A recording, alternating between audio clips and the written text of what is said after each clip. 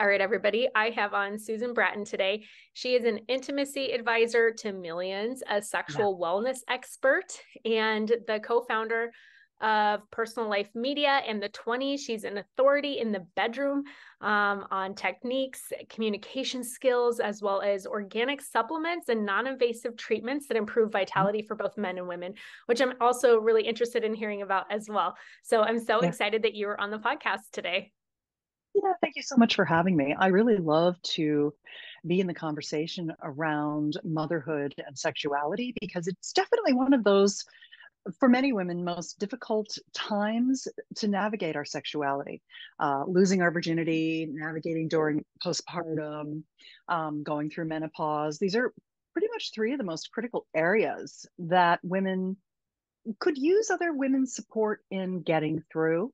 And one of the things that I found in being someone who basically what I do is, so I'm not a therapist. I don't sit in a room and help people work out their problems. What I do is I publish passionate lovemaking techniques and bedroom communication skills and sexual health and wellness therapies and treatments and protocols and things like that.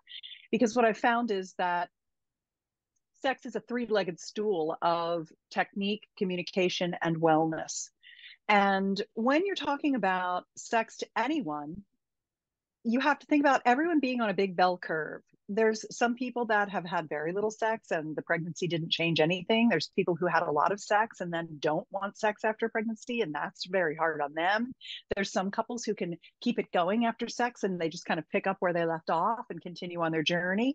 So it really does run all over the map. But I know that this particular time of motherhood and sexuality, there's definitely a component of the Madonna horror complex that comes in where it's like, oh, I can't be such a slut in the bedroom now because I have to be all grown up and mature because now I'm a mother. Mhm. That definitely affects us. Affects a lot of us where that kind of contributes to a shutdown, especially if our partner isn't supporting us in a way that we feel we need support during the time of our mothering. So a lot of emotions come into play, but there are some good kinds of rules of thumb that we can talk about, that I'd be happy to go over with you. So I'm all yours for as long as you need me today to talk about wherever you want to go with this. And thanks for having me. I do appreciate it. Yeah, I'm so excited. Well, let's just dive into those rules of thumb because Yeah. we're just like chatting a little bit before the podcast. And I was just saying, like, as a birth worker, that's where I see the sex drive killed is in that postpartum period for a Yeah. lot of couples. Especially with your first, well, I don't know. Everybody's different. It could hit every Yeah. anytime. It could be your third, it could be anytime. Yeah. Right, exactly. Like, Mhm. so in that postpartum period, adjusting to new seasons, new kids, new roles, more overwhelm, whatever it is, Yeah. finding time could be like one factor, but also your hormones change. And I also see a lot of blame kind of Mhm. going on the hormones, though, when I actually think that it's more Right. like deep rooted emotional stuff. Yeah. And I agree so with you. Yeah. yeah, but I mean, I hormones think, definitely can play a role. I mean, like if you're yeah. breastfeeding, your body's producing prolactin, so your period doesn't Yeah. come back to prevent you from getting pregnant. So like Yeah, there sure. there is a role, but it's definitely not the end all be all when it comes to That's right. not wanting to have There's sex no magic postpartum. pill. Right, right. Yeah. But keeping that intimacy with your partner is so important during these times and seasons because Yeah. guess what? These kids are going to be gone one day. And what are you going to be left with? Like a Hmm. sexless marriage? Like Hmm. that's not great. So I'd love to Yeah. dive into kind of those rules of thumb in motherhood. Yeah. So I think one of the rules of thumb is that if sex wasn't good before you had a baby, it isn't going to be much better, if at all better afterward. It's likely going to get worse. The second one is that we women are very, very used to. So you have to go to what the issues were, and usually the issue is that sex isn't satisfying for her. It's satisfying for him because it's so much easier for a man to have intercourse and achieve a climax than it is for a woman. And there's a couple of issues with that. The first one is that we have often been laboring under the patriarchal view of what sexuality is. And I'd go even further to say the religious and patriarchal view, where sex is for procreation only. So the only thing that counts in sex is intercourse, nothing else matters. And the problem with that is that, you know, we women have as much erectile tissue in our vulva as our male bodied partners do in their penis. And if you look at a penis and you think about it, there's almost twice as much penis that goes in, that's buried. The buried shaft of the penis is as big as what sticks out. So double the size of what you're used to looking at. And then think about it as a banana and peel the skin off that banana, and everything that's left is the fruit, and the fruit is erectile tissue. So you've got a banana's worth of erectile tissue. We have that too in our vulva, but it's in 3 separate chambers: the clitoral, urethral, and perineal chambers or systems of erectile tissue. And so they're in all these little parts. One of the things I just got back from Orlando, Florida. I was a keynote at the biohacking conference.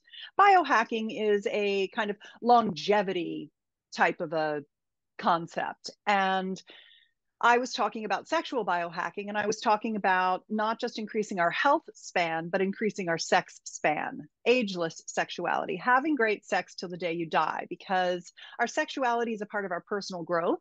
And the more we know about it, the more techniques we have, the more communication skills we have, the more we take care of our infrastructure, if you will, the longer it lasts and the more satisfying a sex life we have.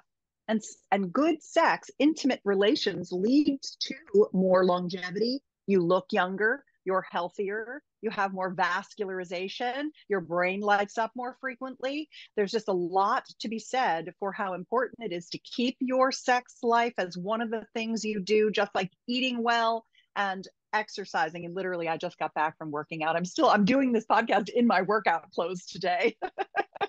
I just threw on a little lipstick and took the sweat out of my hair and jumped on because, you know, I kind of walk my talk.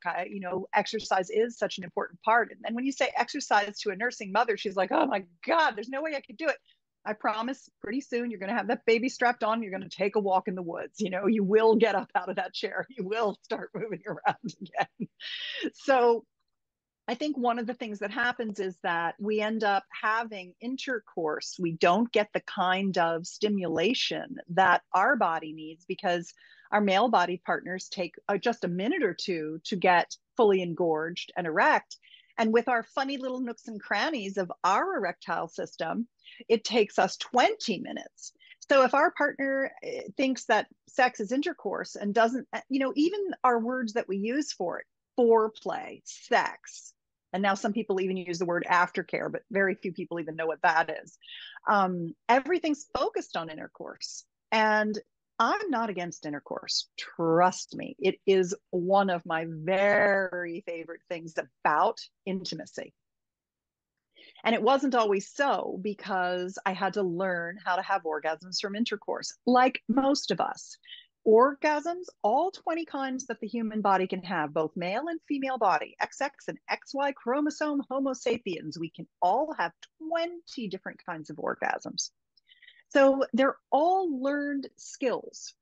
We learn them as we go. We learn them as we try, and we learn them as we activate new neural connections from our genitals to our brain. Our brain is what makes us feel the pleasure that is created in our genitals. And the problem is that so many women think that they can't have orgasms from intercourse.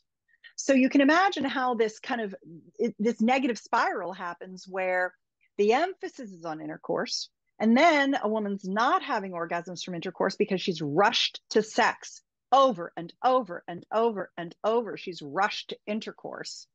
She never achieves good satisfaction. She has intercourse with her partner for a decade, longer, never having orgasms from that. That's where all the emphasis is. She thinks she can't do it, then he thinks she can't do it, then they give up trying. And after a while, thank God for having a baby. That's my excuse to get out of it. Some women wait and get out of it at menopause. Oh, menopause is over. Now I can't have babies, so I don't want to have sex anymore. That's that sex for procreation thing again.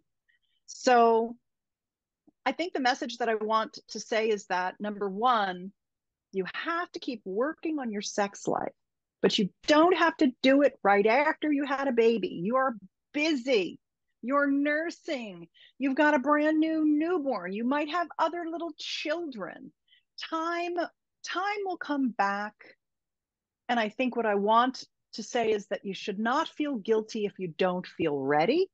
But if you feel ready, there's nothing wrong with you either. I think there are many women out there who would like to have sex even before this alleged 6 week rule, like the doctors say, oh, you can have sex after 6 weeks. Well, okay, why 6 weeks? Some arbitrary male told me when I can make love with my husband or my partner. That's not true either. You have to listen to the wisdom of the yoni. Do you know what that word is, Elizabeth? The yoni? You know what? I did an interview on here quite a while ago, and we talked about yoni. Um, and now I can't really remember, but it's something about the vagina, right? Right. So it is, the reason I like to use it is it's a Sanskrit word used in tantric lovemaking for the entire female genital system. And the thing that I don't like about calling our lady parts the vagina is that the vagina is simply the place from which we menstruate, the place Right. from which the child comes out, the place that the penis or toys or fingers are inserted. But it is when we talk about our genitals as just the vagina, that's patriarchal too. Right. And I want to change things to be more matriarchal because what Yeah. what mommy likes is all the parts pleasured. It's not just about sticking it in. I recently read a study that came out that tested where women liked to be touched. There were something like I don't remember if it was 44 or 444, but it was something like that. It wasn't a huge sample, but it was enough. And they touched women on their breasts, they touched them on their clitoris, they touched them on the entrance to their vagina, which is called, you probably know, the introital sphincter. They touched them internally in the cervical area and also in what people call the G spot, but it's just the cave of the roof of the cave of the vaginal balloon. I don't like to call it a canal because it looks more like a balloon. It has a little neck and then it balloons up into a kind of a bubble with a little depression in it where the cervix comes down at the top. And some women, it was surprising to me that 50% of women said the entrance to the vagina was the place that they found most pleasure. And only 40% said that the clitoral area was the place that they found most pleasure. And they did not draw the conclusion that women are used to just being touched there sexually and that we get less stimulation in the clitoral structure. And so we haven't activated the neural pathways to feel the sensation. I talk a lot about orgasmic cross training in my work, the idea that we need to activate all of the different types of tissue in the entire vulval structure. The vulva is really the face of the outside of our genital system. The vagina is just one little part of the inside of it. I don't like either of those words for our urogenital system because they're both, neither of them are inclusive. What I like to use is this tantric lovemaking word yoni, Y-O-N-I, like my little yoni, because it means all of the richness of all of the activated sensual touch of all of the components, the mons, the inner labia, the outer labia, the vestibule, the clitoral tip, the clitoral shaft, the clitoral arms, the clitoral legs, the urethral structure, which is mistakenly called a G spot and isn't a spot. It's a whole area of spongy tissue. The vaginal area, not just the introital sphincter, not just, one little spot in the vagina, but the whole cave can be activated and be massively orgasmic. The perineal structure, the perineum, the fourchette, the groin muscles, the belly. I mean, all of this is massively orgasmic once it's activated. So one of the things that I recently put together was the 8 kinds of sex tools. I don't think they're toys. I think they're tools that we can use to activate all of the tissue and light that brain up and get that erectile function going so that it's easy for us to achieve an equal amount of erectile engorgement as our male body partners do. It might take us longer, but we can get it as engorged. We've basically been having intimacy with a flaccid clitoral structure. And it's not just a clitoral, it's clitoral, urethral, perineal. We have a triple system that wraps around the vagina. So if it gets plumped up, it sends more signals to the brain of pleasure. And then that helps us become massively multi-orgasmic. If we just knew that those were the steps, we could get there. So thank you for having me on to talk about it. Yeah, I'm excited. I feel like you brought up so many things when you were just talking. I mean, it's for me growing up from like a religious standpoint. I was actually recently listening to this podcast that this Christian lady does that talks about sex. And I just love her point of view because she's basically breaking down those stereotypes from a religious point of view. And she's like, we've been taught that like growing up, our job is to procreate and to give him pleasure. But like God designed us with parts that are strictly for pleasure. Like he didn't make a flaw, like he designed us to receive and enjoy sex.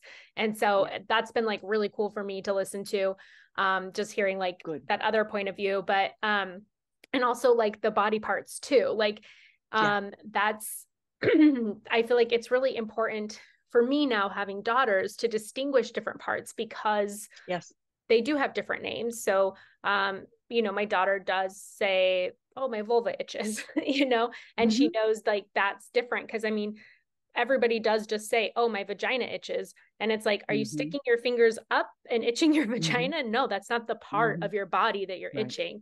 We do just use that one term. And I think the other ones need to be normalized. And it's very interesting. Like she'll even say, cause I'm pregnant with my third, she'll be like, oh yeah, the baby's in my mom's belly. It's going to come out of her vagina.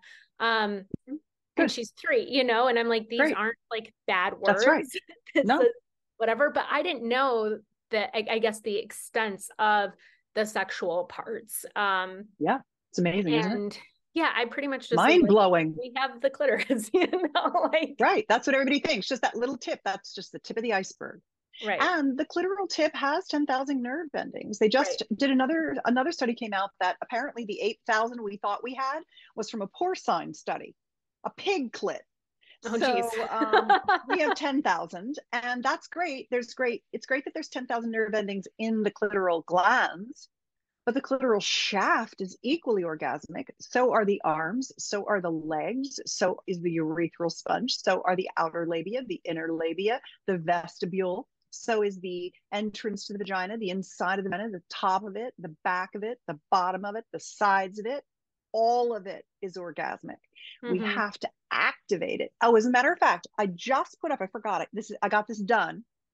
My team just put up a website at orgasmiccrosstraining.com. And I listed the 8 types of tools that activate all of the different areas of the yoni, so that a woman who's listening and is like, well, I'd like to begin to activate that. Where do I start? She can go to orgasmiccrosstraining.com and she can see what they are and say, oh, okay, I've got this one. Now that one looks interesting to me. Maybe I'll try that next. And there's things like lickers, thrusters, stimulators, wands, G-spotters. There's a rabbit. I think that's a really good one. So there's all the 8 types of tools. I looked at all the toys.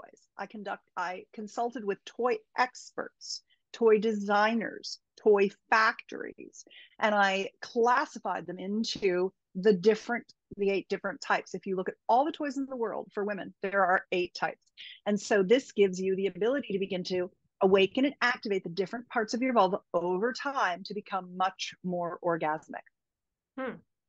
Very interesting. So I'd love to talk, because I was saying before, like I feel like a lot of women don't know that they have all of these parts that can receive pleasure, but there's also like an emotional aspect to that. So how do we begin to unpack what makes us even want to be physically intimate. Because I feel like a lot of people just like might not have maybe even the desire right now to try. Yeah. So there's two answers to that question. The first answer is that we have been so shamed and denied information in our culture that it is holding you back from what I consider to be your God-given right to pleasure. So you can choose to stand for your own sexuality and your own maturation and your own pleasure and say, I do want to learn these things. I do want to know this stuff. That was a super helpful segment. I really appreciated listening to that podcast. It made me realize that I want to own my pleasure. Or it could be, and they're not going to be listening to this segment, the people who have given up on their pleasure, who have been abused, shamed, they're afraid. Most of what happens is shame and fear keep people from their pleasure.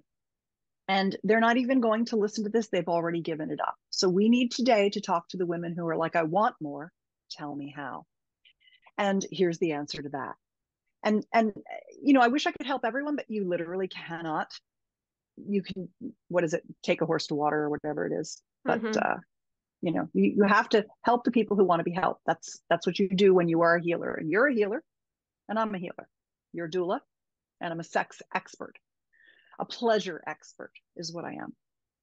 So let's help the people who want it. And here's what I recommend.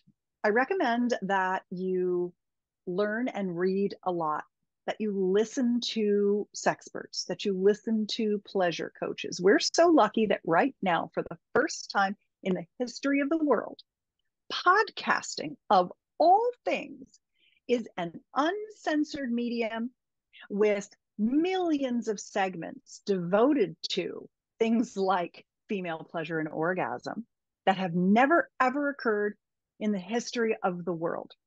Mainstream media does not support sexual content. Social media does not support sexual content. There is no place you can go besides pornography, which I am very against personally for many, many reasons, including the fact that 96% of the video is degrading to women, according to an independent study reported in Time magazine of over 300, almost 400, there's 396 random selected pornography videos showed degradation to women. Like, I don't want my kids watching that. I don't want my lovers watching that. I don't want people to even see that stuff. It's just not good. But I can't fix that problem. So I'm the alternative to it, which is the antidote, which is here's how your body works. Here's the pleasure you're capable of. Here's how you can know what you want and ask for it. Here are some fun things to do in the bedroom. Here are some touch techniques, some pleasuring techniques, some intercourse techniques. Here's the kinds of orgasms you can have. Here's the kinds of tools you can use. Here's how you can reverse atrophy, painful sex, loss of lubrication. Here's how you can fight against the loss of your orgasmic sensation as you age. So this is what I do, and many other people like me. And I think that you'll find somebody who you're like, I really liked how she explained stuff that helped me a lot, and I want to learn more from her or from them or what have you. We're out there. Find your people and take one foot in front of the other on the path to expanding and awakening your sexuality in the way that feels right for you at the pace that feels good for you. That's really the answer, is one step at a time. Yeah, I love that. Because again, like you said, I mean, people think like, oh, where are you going to go to learn this stuff? And I have the same stance as you when it comes to porn. Also because like places like Pornhub, I mean, there's videos of women on there who are sex trafficked, who are just abused. I mean, it's just like, it's not a great industry. And so I have very, very similar views to it being degrading and not realistic and not at all about how our bodies were created to actually receive pleasure. So to have a resource to be able to be like, Yeah. okay, so where do we learn about this? Because Mm-hmm. porn is like a huge industry, widely consumed, which I think is also such an unfair advantage to women, because then men think that they can just stick their penis in the vagina and you're going to have an That's right. orgasm. Mm-hmm. And that's not true. So that's also Yeah, like what's shown in that industry. And again, that's doing right. us a disservice. So Yeah. having like such like a different resource where it's like, and it's not just like, hey, like here's your 5 ways to better orgasm, like in Cosmo magazine. Right. That's It's just junk food. right, just getting to underlying Mhm. issues too, like you said, painful Yeah. sex, Right. loss of lubrication. So I Yeah. actually, after I had my first, I was Mm-hmm. dry for like a year and a half, maybe even Mm-hmm. longer. Like it was Yeah. really hard for me. And I don't know, I shared on here before that I started just like making changes, because I know having babies back to back, I was also like really depleted nutrient Yeah. wise, Right. stressed, like not sleeping. Mm-hmm. So I really Yep. started focusing on replenishing my nutrient Good. stores, eating a really good breakfast every morning, staying hydrated, Mm-hmm. and getting to bed at a certain time every night. And like my lubrication came back. And Yeah. it was like wild to me, because I thought maybe this is just what it is. Like, you don't know. You hear from people in older generations that are like, hey, once you reach this certain age, you're going to pee every time you jump. You're going to like, you always need lube, like whatever it is. And that might not always be the case. So I'm like, maybe I'm at this point in my life where I'm just going to need lube forever. I don't know. And just through like self-care and really like tapping in and being like, I am depleted. No wonder like my body, isn't doing that. So I'd love to maybe talk about like some of your techniques and things that you teach, because Yeah. I was really, what was it that I said at the beginning? Organic supplements or different things like that Mm-hmm. that can help with Yeah. your vitality, your sex drive, Mm-hmm. and restoring that. Yeah. So there's a couple of things. The first one is that in regenerative therapies and treatments for the female and male genital anatomy, which are very, very similar, they're just different parts, the same parts arranged in different order. We have a penis. It's just little tiny peni all over our vulva. So we got to get the blood flow in there. And our male body partners have a straight shot. They've got these 3 tubes in their penis that fill up very quickly. They also masturbate every day. We don't, generally. And they also get nighttime erections when they're healthy. They wake up with morning wood. So they have a lot more testosterone than we do, which is actually the hormone of desire. So they're all ready to go and they're way ahead of us. So the number one thing that I tell men is slow down, turn around, come back, get us relax us, and then get us into our arousal climb so that we can get our genitals filled with blood so that it feels as good to us as it does to you, so we can have those orgasms too. And spend a lot of time on foreplay and bring toys into the bedroom. They really help with sending pleasure into all that tissue to get it plump and ready for penetration. So you have to start with nutrition, and that's really leafy green vegetables and beetroot. Don't use an antibacterial mouthwash. You're killing off the bacteria in your tongue that convert the nitrates in vegetables to nitrites in your saliva that goes into your stomach acid. You need high stomach acid. If you're taking acid blockers, you need to get off the carbs and fix the H. pylori overgrowth. Carbs and sugar are really what feed that bad bacteria that gives you acid reflux, that makes you take antacids. You got to correct the system, not cover it up with antacids, because that also breaks down the nitric oxide. Nitric oxide is what your body uses to get the blood flow into your pelvic bowl for arousal. So a part of the loss of lubrication. So the vaginal, essentially the vaginal tissue, the mucosal lining of the vaginal tissue It's not a gland. It's not self-lubricating. It uses the blood plasma that seeps down into the pelvic bowl on arousal that comes through the vaginal mucosal lining and wets us when we're ready. So if we're dry, it's that we haven't had enough foreplay or that we're not getting the blood flow down there, or both. And so you can take a nitric oxide supplement. My company called the 20, it's at the20store.com.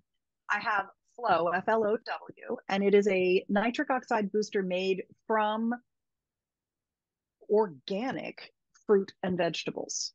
So a lot of times you can't quite get enough vegetables. So you want to supplement to add more nitric oxide. That's number one thing. Number two is lubricants are very good, but not the kind you buy at the store. Lubricants are an FDA class 2 regulated product line, and they have to have shelf stable ingredients in them that are preservatives. If you wouldn't put it in your mouth, you shouldn't put it in your vaginal area. And so what I like to recommend is refined avocado oil, organic sweet almond oil, but not coconut, unless it's just the MCT version of the oil, because coconut is a natural antibacterial and it can disrupt the microbiome. If you're having an estrogen loss and you're dry from loss of estrogen, you can take estrogen replacement, and or you can also just use an estrogen serum in your vaginal area to help plump that tissue so it holds more moisture, so you stay more lubricated. It's always good to give yourself enough time to get aroused, to get lubricated, and to add some really good nut oil to the equation. If you use condoms for contraceptives, you have to use polyisoprene or polypropylene condoms, not latex condoms, because the oil would break them down. It's very simple. Mm-hmm.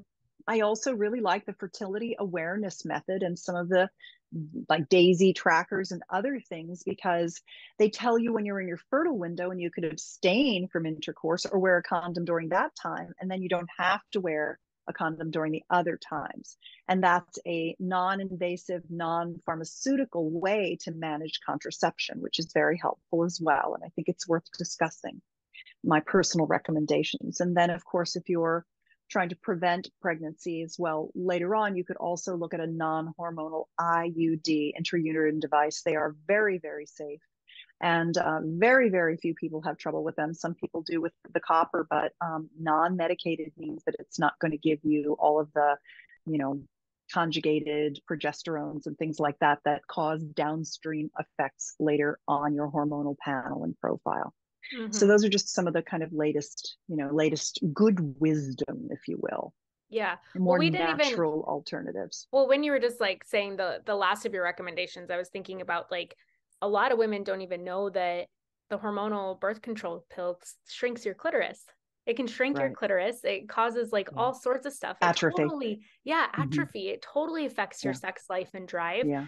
And so if you're feeling that and you're on the pill, find something else, because that right. I don't recommend the pill. Right. Obviously, I don't really either. I think, if you have a serious medical issue and it's giving you relief from symptoms that you need, that's a different story. But what are those symptoms? Well, right. I mean, there's underlying Let's get to things. the root of, let's get to the underlying. Let's not fix it with some pill that's going to cause downstream effects. Yeah, no, I totally get that. I know some people with extreme like cases that they're working on underlying things, but like need some instant relief because of I understand how bad things are. But no, totally. We are not a root cause country. We are a reactive country. So, but I agree with that. I think that fertility awareness method, cycle tracking, it's wonderful. Condoms, other things like that. There's so many other things that can definitely help. I know that there's, so I'm not anti-birth control, but I think that you need to be educated. You need to be educated. I'm anti the pill. Yeah. I am anti the pill. Yeah, I totally get that. For many good reasons. Well, the we thing could is, do a whole segment on that, right? Well, you're not given informed consent on what you're taking and what you're putting in your body and the side effects. That's like, hey, just take this; it'll fix these problems, but it doesn't actually fix any of them. It covers it. So, Yeah. It's the education behind it. There's none. So I think Yeah. that that's a huge problem. I know. I want to finish the stack too for the Yeah. women who are like, but wait, you didn't say all the things. I'm always aware of that. Whenever we get started on something, I always do like to bring it back and tie a little bow Yes. on it. So nitric oxide is a super important thing. Using good quality lubricants that have non-toxic, there's no toxins in them, just your straight up nut oils are very good. And then I like two things for women. I like if a woman is having atrophy, they've gotten damage, maybe like episiotomies or other things, they've got fistulas, they're having sensation loss, they're having terrible loss of lubrication, they're having incontinence. I recommend FemiWave, FEMIWAVE. And I have to tell you, I am a spokesperson for the company. And I am because I went to them and said, I would really, really like to tell the world about what you do. It's unbelievable. And what they use is a shock wave technology. It sounds worse than it is. Shock wave is just breaks things up. And what it does is it breaks up scar tissue. It helps generate new tissue growth in the entire vulva. You do 6 treatments. You go in 2 times a week or at once a week for 6 treatments. And what it does is it slowly generates new tissue growth in the vulva, all the parts, the clitoral structure, urethral structure, perineal structure, the outer labia, inner labia, inside the vaginal area. They don't go in, it's all topical, but it penetrates into the tissue, helps with incontinence, lubrication, orgasm. It makes everything look pretty. It fixes a lot of the kind of issues from scar tissue. So FemiWave is a fantastic procedure. It's primarily rolling out in the US right now, and some people can't have access to it. So I have another thing that is really good that's an at-home device. It's called the VFit Gold. It's at vaginadevice.com. I have a special page there where they made it for me so that when you go there, you get extra things. You get a case, you get some wipes, you get some this, you get some that along with it, because I speak about it so much as well. Like, this is my area, right? So I'm always talking about these things. So I work, these companies know me and I know them. It's a woman-owned company, fantastic. Vagina device. It uses red light, photobiomodulation, red light therapy intravaginally inside the vagina. You slip this little light up inside you, and the light stimulates mitochondrial ATP, which helps thicken that tissue so it holds more moisture. It reestablishes the glycogen levels in the vaginal mucosal lining. Your good bacteria eat glycogen. If you are off, if you keep getting infections, you need to reestablish the glycogen in the vaginal area. Some women, they write to me and they're like, my doctor says I don't have anything. I don't have a bacterial infection. I don't have a yeast infection. I don't test for anything, but it smells. What do I do? And this is what I tell them. Try the vagina device, because you've lost your glycogen levels. So I love that because it also uses warmth, which helps recollagenate the lining. And it also uses toning, like a small vibration. It's not a vibrator, but it helps with Kegels to increase your muscle tone so that you push that incontinence back. For many women, we chase our incontinence all the time. We're always trying to keep it at bay, push it back. And that comes from just, the drop, the gravity of, having all of the uterus and the cervix and the bladder and, the skin, your skin gets thinner as you age and you lose musculature. And so pelvic healers can also be very good for a lot of those types of things. So I love those things. And then of course you can stack on top of that, either the FemiWave, the vagina device, or you can also add on things like PRP, exosomes, stem cells. It's now becoming very common for people to have their stem cells taken out of the fat from their abdomen or their love handles and banked in a cryobank. Like, many women who are mothers have considered banking the cord or the placenta in a bank so that if their child someday is in an accident or has a traumatic brain injury or something like that, that they have access to their own DNA stem cells for rejuvenation and healing. And so you can buy, other people's mesenchymal stem cells, but it's really nice to have your own. And you can go in now and get lipo, and they take like a stick of butter worth of fat out of you. No woman in the world minds giving that up. And they'll pull out the stem cells and bank them, and then they can cultivate them, and you can have a line of your own stem cells for fixing torn ligaments, fixing brain issues, whatever it might be. So we're really moving into a regenerative state of technologies that can help us restore and repair the damages of aging, of childbirth, etc. Mm-hmm. Yeah. Wow. Very, very interesting. I wrote some of that stuff down that I'll include in the show notes as well, so people can really look into it. And before we wrap up, I was going to ask you, so on here, it talks about aphrodisiacs, like if foods really do affect our desire. And I remember reading a study not too long ago about couples who ate seafood had more sex, and also got pregnant faster than couples who did not. And it was dependent on both, not just like one person eating seafood and the other person not. Both partners had to. So I found that super, super interesting, because there's tons of vital nutrients in those types of foods that are great for sperm health, egg health, things like that. So is there some truth, have you found in your experience, about foods that we can eat that are actually aphrodisiacs? It's primarily the zinc and the iodine in seafood. So the iodine is what your thyroid eats, and if you don't have good thyroid regulation, your metabolism is off, and that sets your whole system off. So we don't eat enough seafood and get enough iodine. That's one reason why it's so good for us. The second thing is the zinc in things, in many of the seafoods, like in oysters, etc. Zinc is very, very important, as is magnesium. So we get some of our minerals from the seafoods as well.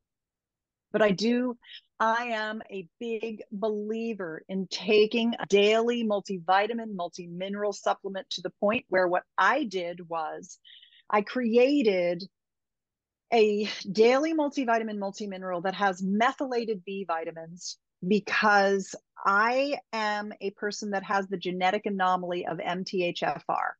And it is estimated that between 30 and 80% of the population, depending on like people from with Latin derivative genetics, they're very high in the MTHFR. And we can't methylate folic acid. It just builds up as a toxin in our system. That's what they use in cheap things. They use that in breads and things like that to say that they're vitamin fortified, but they're a toxic level of vitamin fortification for many people like myself. And so if you're the kind of person who feels like you never get enough B vitamins, you're tired all the time, and you get a B12 shot and you're like, I don't know, it didn't really do anything for me, I was hoping for more, you might be MTHFR. And you need to take methylated vitamins. You need to take methylfolate, not folic acid. And you really have to watch that in maternity vitamins, especially prenatals. So I make a methylated B complex daily, 100% recommended daily allowance of all the vitamins and minerals. And then I put libido botanicals in it. So it's like a one a day with a little something more, because I studied libido botanicals. I looked at both the indigenous wisdom as well as the clinical data, not just data done in vivo, not just data done on animals, but actual human study clinical data. And there are 5 libido botanicals that keep showing up as being the 5 winners. And they are cacao, maca, tonkat ali, Tribulus terrestris, and fenugreek. And it's interesting that maca is South American, fenugreek is India, Tribulus is Mediterranean, and tonkat ali is Asian. So you look and then cacao, which is cocoa, dark chocolate, is equatorial. So it literally, every indigenous, peoples around the world found the thing that made them have more lust and desire. And they Mm-hmm. use that as their botanical.